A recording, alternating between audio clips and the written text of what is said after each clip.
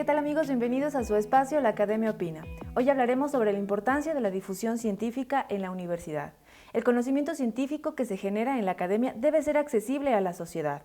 La divulgación hace énfasis no solo en los descubrimientos científicos, sino también en teorías establecidas o aceptadas socialmente o incluso en campos enteros de conocimiento científico. Para dialogar sobre este tema, contamos con la presencia del doctor Juan Pablo Suárez, vicerrector de investigación de la UTPL, y Denis Reno, quien es doctor en comunicación social por la Universidad Metodista de Sao Paulo, Brasil. Bienvenidos, es un gusto contar con su presencia. Muchas gracias. Muy bien, Denis, para poder comenzar este diálogo, coménteme ¿a qué nos referimos al hablar de difusión científica? ¿A qué término podemos dar a esto? Creo que difusión científica significa, bueno, en una palabra, significa multiplicación de conocimiento, ¿no? Ahora, más que una palabra, creo que divulgación científica significa justificar la existencia de la investigación científica, de los cientistas, ¿no? De las personas que están buscando encontrar conocimiento y encontrar respuestas a las preguntas de sus investigaciones. Es decir, no sirve para nada guardar entre nosotros, en un cajero con llaves, etc., lo que nosotros descubrimos en nuestras investigaciones. Nuestro sueldo como investigador es esa multiplicación de conocimiento. Entonces, compartir, hacer una difusión científica significa ampliar su conocimiento hacia el otro, ¿no? Y eso se hace a través de publicaciones, de congresos, de conferencias, de libros, y ahora tenemos otras opciones incluso, ¿no? Más ¿La difusión digitales. científica se hace solo en la universidad? No. Ella no puede ser restringida a la universidad, ¿no? Ella tiene que ser más amplia hasta la sociedad. Ahora, por supuesto que tenemos que utilizar los lenguajes distintos cuando hablamos entre científicos, entre universidades, ¿no? y con las personas.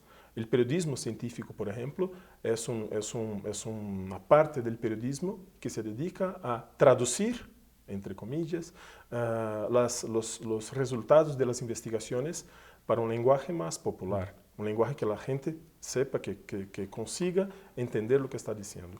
Es un trabajo que incluso tiene que ser, que se debe hacer con mucho cuidado para que también no se presente tonterías, ¿no? Claro. Pero es fundamental ampliar ese conocimiento. Juan Pablo, coméntenos por qué es importante que la universidad en general difunda este tipo de conocimientos científicos. Yo creo que parte incluso de una responsabilidad social de la universidad. No, como decía el profesor, es decir, no se puede generar un conocimiento y ese conocimiento quedarse atrapado dentro de la universidad y solamente cumplir un rol, digámoslo, casi académico dentro de la universidad. No puede ser. La universidad y los investigadores tenemos una responsabilidad con la sociedad de que ese conocimiento llegue, claro, y llegue a muchos públicos, ¿no? Quizás la primera instancia y donde nos preparamos los investigadores es cómo lograr que ese conocimiento llegue al público, al propio público científico, a nuestros pares, a través de las revistas especializadas. Ese es un primer esfuerzo que es importante, pero no solo es eso, no va más allá también. Tenemos que hacer esfuerzos para que ese conocimiento también llegue al público en general, que es al final el que va, si se va a interesar en nuestros temas, es el que indirectamente o directamente va a apoyar nuestra investigación, ¿no? Para que el científico no se vea como ese tipo raro que está metido ahí en un laboratorio jugando con unos ratones y nadie sabe para qué. Tiene que difundirse. Entonces, ¿quién es el encargado de la difusión en la universidad? Quizá los docentes, la misma universidad, o debería existir una política mismo con el docente y la universidad en general. Bueno, yo creo que hay una combinación de un poco de todo, ¿no? Es decir, el investigador tiene una responsabilidad de difundir su información y quizás la responsabilidad de él es, al menos, no la puede dejar de lado a la difusión dentro del propio ámbito científico. Esa no se puede, no puede dejar de hacer eso el investigador. Luego, no todos los investigadores tendrán quizás la capacidad, la habilidad, el interés por hacer una difusión más hacia otros públicos generales. En ese caso, digamos, yo creo que hay estructuras dentro de la universidad a los investigadores que quizás no tienen la habilidad, no tienen el tiempo para hacerlo. Hay instancias dentro de la universidad que les ayudan a traducir esa información para que pueda ir a públicos generales. Denis, es importante también saber cómo poder difundir esto, es decir, pero en su caso como comunicador es un poco quizá más accesible dar a conocer cómo poder difundir, pero quizá en otras áreas, cómo el investigador o cómo el docente que va puede difundir ese tipo de conocimientos científicos. Mira, como el profesor acaba de decir, ¿no? Buscar revistas científicas reconocidas, eso es fundamental, ¿no? Por supuesto, cada país tiene sus normas, sus leyes, sus criterios de calificación de revistas. Por ejemplo, en Brasil, nosotros tenemos una calificación que es la plataforma Qualis, ¿no? De CAPES. Ellos que regulamentan lo que vale, lo que no vale de revista, sus valores para puntuar mesmo, para puntear, ¿no? Y ahí nosotros como investigadores tenemos que buscar las mejores revistas que nos interesan, hablar sobre el tema que nosotros estamos presentando, ¿no? Y intentar compartir cada vez más en esas revistas.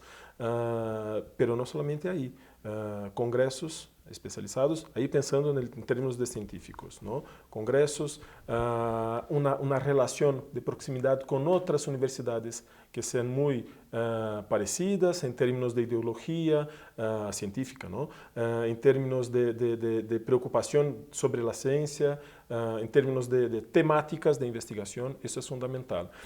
Y también, eso es algo que yo tuve la oportunidad de acompañar en mi universidad en Brasil, que es la UNESP, la Universidad Estadual Paulista. Nosotros siempre hacemos unas ferias de ciencia para los jóvenes, para los estudiantes que están incluso empezando a buscar su universidad. No es para conseguir un público, porque mi universidad es pública, en Brasil es gratis, ¿no? Sino para compartir conocimiento mismo. Y ahí nosotros presentábamos a los jóvenes, a los papás que iban ahí, lo que nosotros estábamos investigando. Eso creo que es fundamental también. Tal vez se debería entonces capacitar quizá a los investigadores para saber cuáles son las vías en las cuales se debería ya publicar sus investigaciones. No sé si capacitar, pero crear un soporte, ¿no? Institucional. Porque a veces, por ejemplo, yo tengo un gran amigo en Brasil que es un excelente investigador, es un excelente profesor, pero es un pésimo divulgador de sus propias investigaciones. ¿Sí? Él no tiene esa capacidad porque no le gusta. Ni todas las personas tienen vocación para todo, ¿no? Y entonces a veces buscar a alguien que pueda colaborar y ahí trabajar en conjunto. Otros tienen más capacidad de articulación entre investigadores. Yo por ejemplo, yo tengo esa capacidad de articular, de crear redes de colaboración. Entonces yo muchas veces ayudaba a ese compañero y ponía sus investigaciones en destaque. Entonces un apoyo, creo que eso más importante sería eso. Juan Pablo, coménteme, ¿usted cree que los docentes de la UTPL están preparados para difundir sus aportes científicos?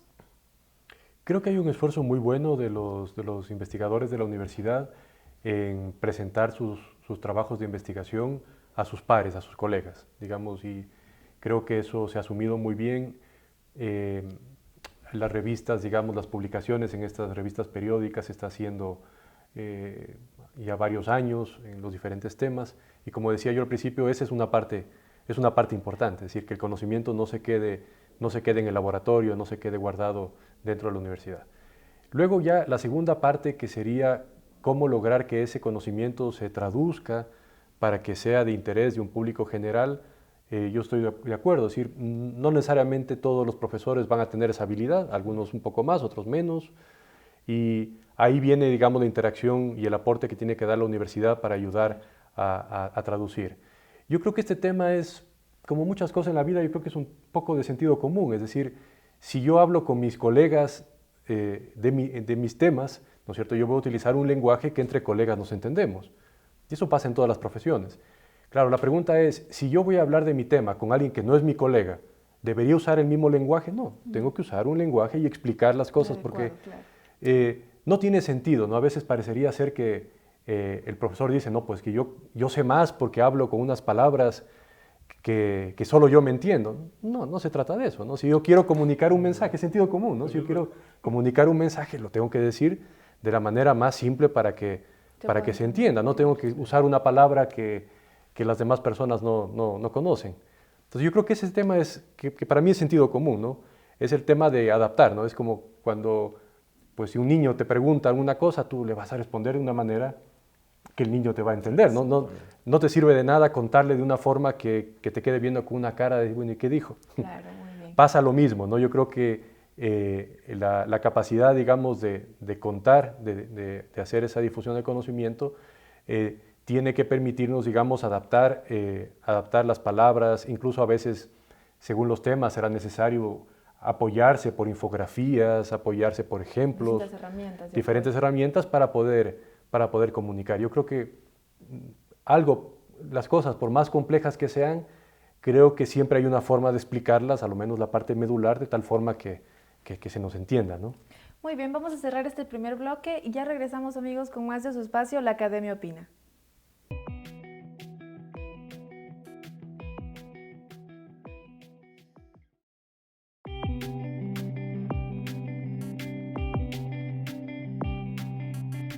Amigos, estamos de regreso en su espacio La Academia Opina y vamos a continuar hablando acerca de la difusión científica.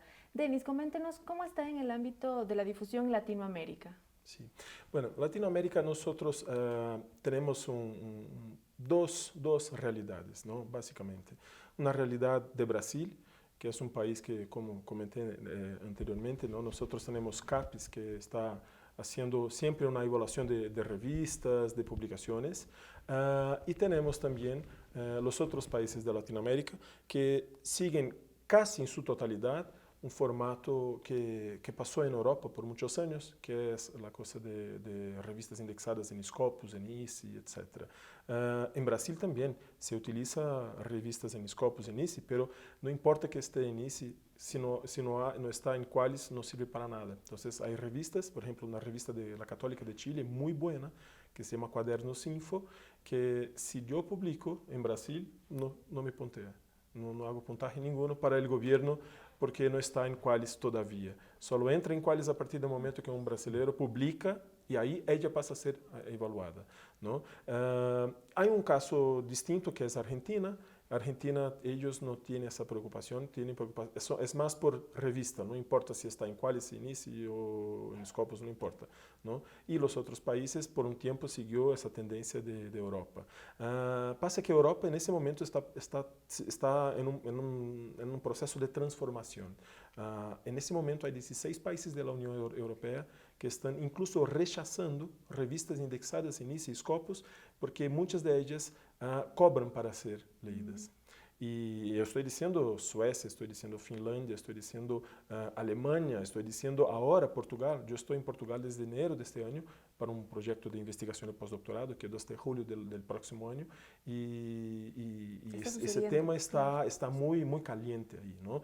Porque para ellos lo más importante es conocimiento libre, es contenido open source, es contenido abierto. No sirve para nada que hagamos una publicación científica en un altísimo cuartil, pero nadie puede leer. O para leer tiene que pagar no sé cuántos dólares. Yo acabo de publicar una revista así, que para que yo pueda leer mi artículo yo tengo que pagar 38 dólares. De verdad, yo no pago para leer mi artículo, no vale 38 dólares. Entonces, libre sí, creo que vale mucho, por eso yo lo escribí. Entonces, creo que lo más importante en esa tendencia está siendo un caminar en el sentido de conocimiento abierto.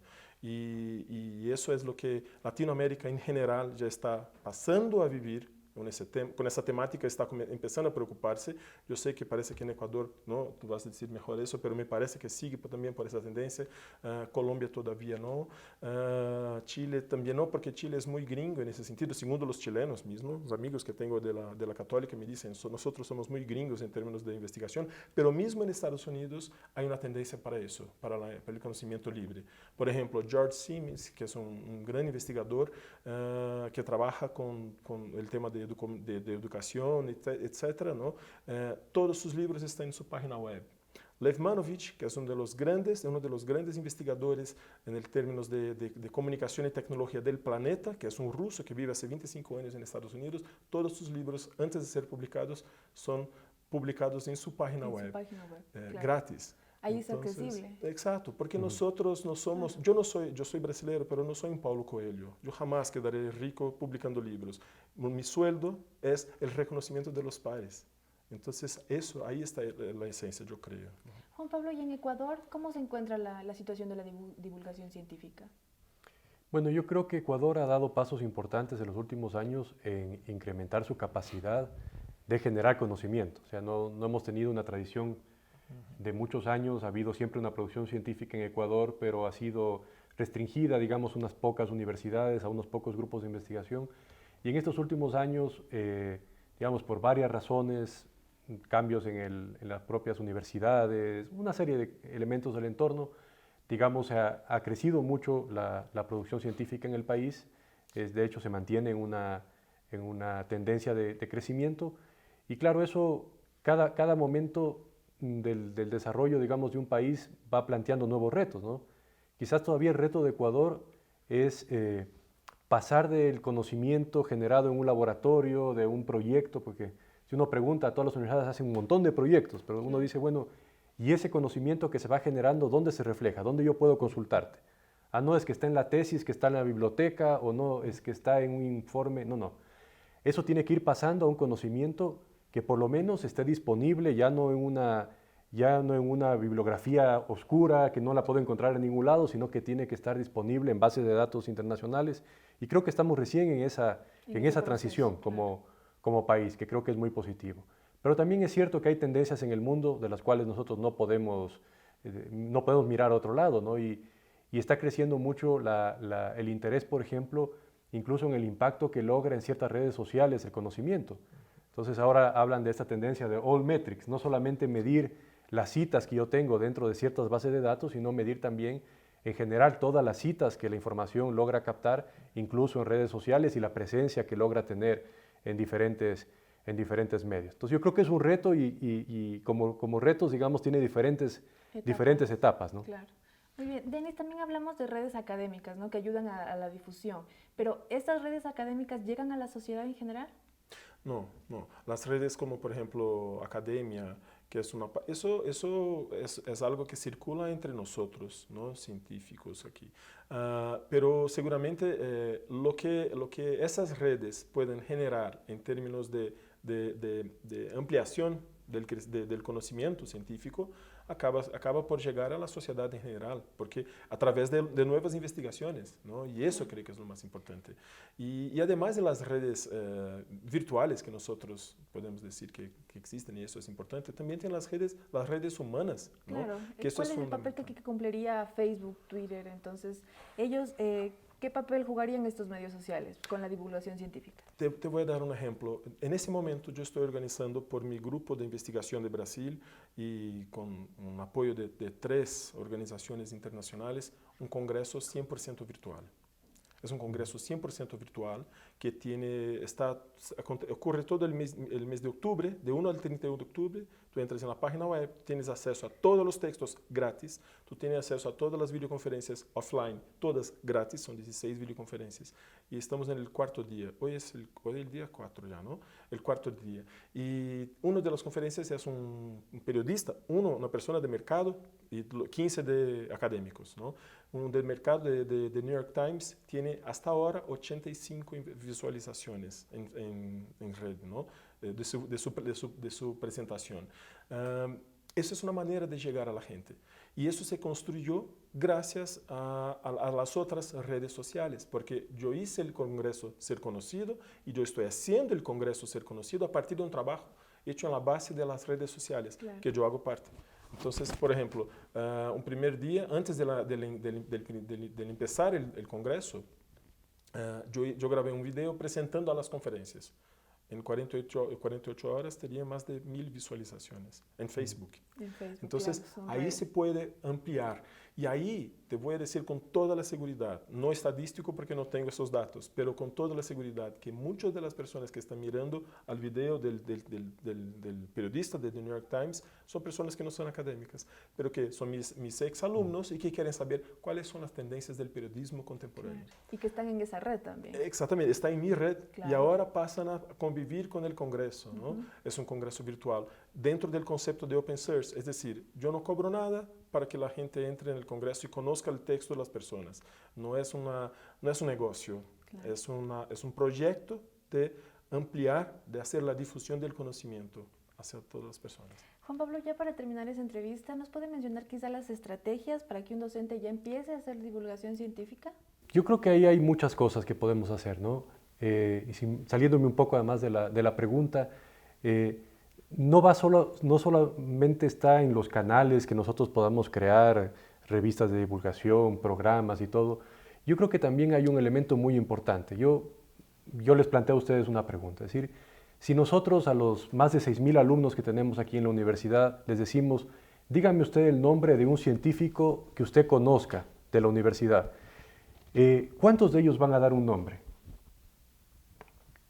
Posiblemente muchos de ellos van a decir, no, eso no hay aquí. Claro, no van a decir, no, eso hay en otros países. Aquí solo hay profesores. Aquí solo hay profesores.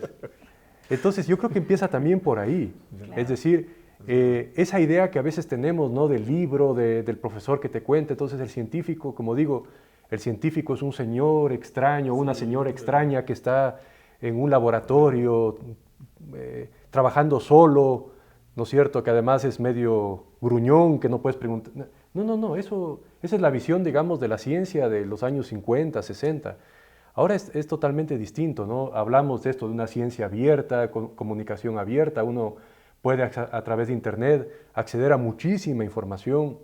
Estas plataformas científicas nos permiten interactuar con un investigador. Si no tengo acceso a la revista, a través de muchas de estas plataformas yo puedo pedirle directamente al investigador que me pase una copia de su artículo, de su publicación para yo poder leer y luego le puedo establecer un vínculo con él y preguntarle. Entonces yo creo que va un poco más allá también de estos canales tradicionales que hemos desarrollado.